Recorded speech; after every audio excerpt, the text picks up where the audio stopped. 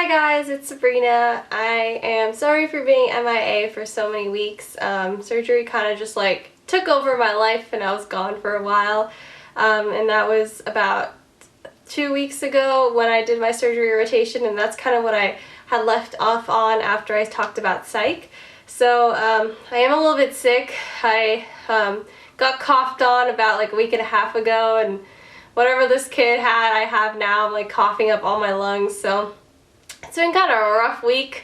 I've been on internal medicine, and thankfully internal medicine isn't as intense as surgery was, so I've been able to like go in and still like be like a part of the team even though I have been sick.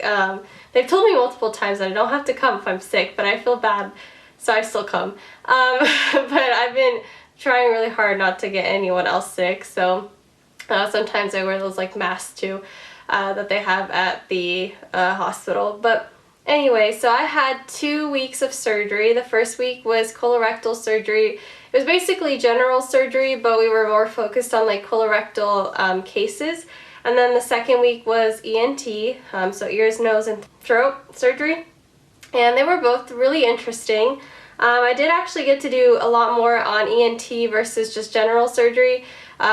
For like colorectal surgery, they do a lot of like robotic cases, and so it's really hard to actually like scrub in and get to do anything in surgery.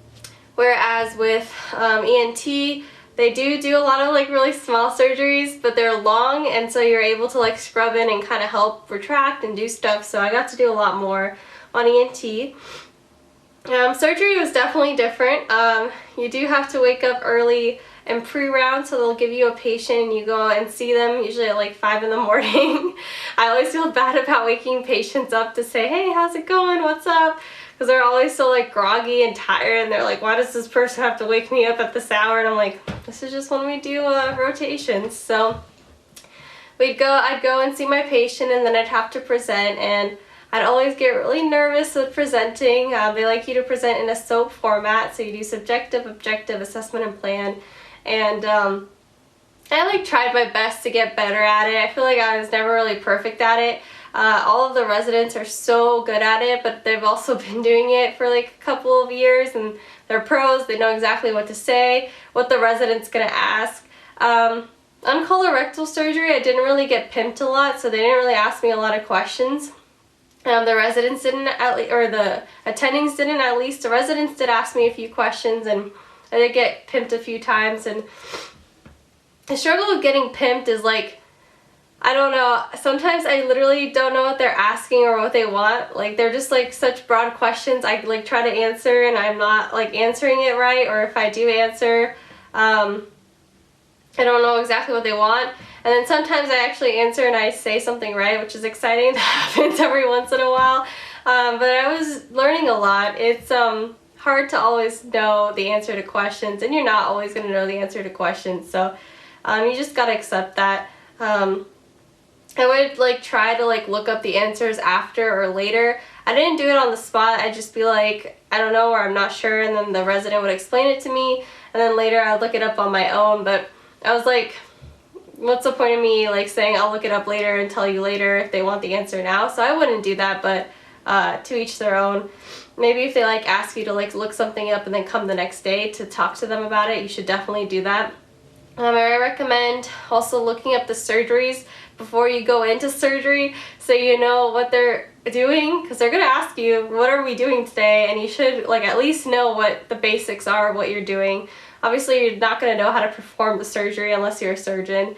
They might ask you the anatomy, so be prepared to know the anatomy of the surgery that you're doing. Sometimes they even ask you about the patient, like the patient's past medical history and stuff that's important for surgery, like do they have kidney failure, liver failure, do they have a fever before surgery. These are things that are very important, so you got to look at the patient's chart before you get into surgery as well, because they will be upset with you if you do not know the patient that you're operating on, and if you do not know the surgery that you guys are going to be doing. So be ready to know that. For colorectal surgery, I usually knew the surgery the day before. For ENT, I didn't know the surgery till the morning of. Thankfully, I didn't get attacked or pimped on like what the surgery was, because I tried to like learn as fast as I possibly could the morning of. But sometimes I'd walk in and I wouldn't know exactly what the surgery was, which kind of sucked because I really like to feel prepared. I did get asked like anatomy questions from time to time, and it was things that I'd like never even heard of. So I think it was more of like a teaching lesson, because it's really hard to see like the neck anatomy in real life and to like guess what every little tiny nerve is and where it's coming from and stuff. So I wasn't exactly a pro at that, but you know, I tried my best to study it and to figure out where everything was. Obviously it looks really different in real life than it does online or on a virtual anatomy cadaver, so you know, you kind of learn as you go. And other than like rounds, we'd also have rounds in the afternoon where we'd go see our patients again and see how they were doing, and then we usually end the day around like 6 or 7. I did get out earlier some days on colorectal. We'd just be done after we'd finish with our cases of the day. And then on ENT, sometimes I get out early too, but they have really, really long surgeries. Their surgeries can last anywhere from like 8 to 12 hours.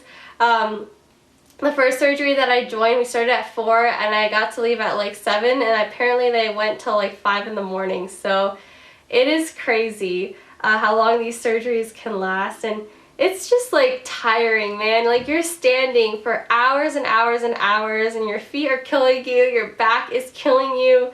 You definitely need some compression socks and some good shoes, because you're in a lot of pain after a full day of surgery. And then you come home and it's like 8 and you literally pass out, so you don't really have time to study or anything. You just go to bed, wake up at like 4 the next morning, and repeat.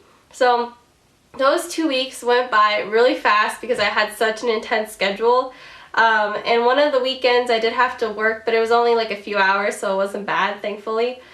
But yeah, it's a rough lifestyle, and they do that for like 5 to 6 years. I don't understand how. So I figured out that surgery isn't for me pretty quickly. I did enjoy it though. It was the first time I'd ever seen anything like it, and I thought it was really fascinating and super cool to be able to see the anatomy in real life, and the fact that we're just helping people out in like this way, and you can see like the outcome right then and there. You don't have to wait years or months for someone to get better. You're making them better then, which is really gratifying for people. So that was super cool.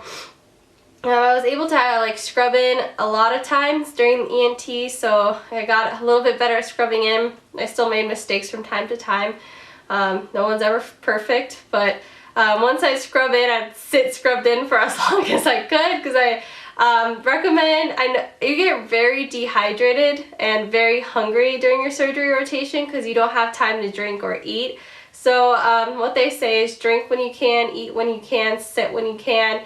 That's kind of their motto. So if you have to go sneak out and eat and drink, do it. I like spend hours and hours not drinking or eating, and I get so like exhausted and tired. It's really hard to do that. And yeah, I think I was the most dehydrated I've ever been those 2 weeks from not drinking enough water. So, because once you scrub in, you don't want to scrub out because it's such a long process to scrub back in. I got to help out with retracting. I got to help out with like cutting sutures. I even got to do sutures on a person, which is actually way harder than they make it look. Like the surgeons make it look like it's like the easiest thing in the world to stitch someone back up, but it took me like 30 minutes to like do 3 sutures, and I was like, wow, like I am so slow. So it is fun though. When you like sit there and start concentrating, you don't realize like how fast the time is going by, but like suturing is hard, and I swear most of surgery is suturing. Like you go in there, you find what you need, you take it out, then you have to suture, and that takes like an hour just to fix what you've done. So yeah, it's a process. Surgery is definitely a process. The anesthesiologist was super cool on one of the colorectal cases and showed me like how to intubate a person and stuff, and that was super awesome to be able to like see and learn. I like anesthesiologists. I think they have a really good lifestyle. They just kind of sit in the back. They're on their phones, they're chilling most of the time, they don't have to scrub in, and they just get to like intubate the patient, they wait, and then they wake the patient back up. So I really like how chill their lifestyle is compared to like surgery where you're just standing there for 12 hours trying to cut something up and cut something open, take something out. So yeah, I also realized that I really like talking to patients. I don't like patients that are laying dead on a table. They're not dead, but it seems like they are, and it's just like, to me it's like weird, and like I just don't enjoy it. So I really don't think surgery is for me. I've been on internal medicine this week, and getting to talk to patients again has made me very happy. I didn't realize how much I missed having one-on-one conversations with people. So yeah, that's it. You just have to get good at like presenting and coming up with like assessment and plans for patients. Obviously, you're not an expert, but you can try to give your most expertise. I got pimped from time to time, and I did my best to answer questions. You're not going to know everything, and it's your job to go home and like try to study up stuff that you might not have known as much as you can. I use online Med for surgery too. I've been doing my daily Anki flashcards, which has been helping with most of the specialties I've seen, and that's kind of what I do. A lot of the time when I did get to come home early, I would literally just sit and like relax and watch TV because my feet would hurt so bad. So I did struggle with actually like working out and doing anything for my mental health during surgery rotation, and that was just 2 weeks. So I can't imagine doing that for like 6 weeks because it was just so exhausting those 2 weeks. So I can see how it becomes hard to work out and stuff. And now I've been sick for like the past week, so I haven't been working out also, which sucks. But yeah, that was mostly what my surgery rotation was like. So I learned a lot about what I like and what I don't like, and learned a lot about myself and what I don't know and need to know and stuff. So I think it was a really good experience. Glad I got to do it. Would probably not do it again, but you know, you figure out what you like and don't like that way. So thanks so much for watching this video, and props to surgeons. You have a really hard residency, and you guys work really hard, so good for you guys, but I don't think it's for me. So thanks so much for watching. Bye guys.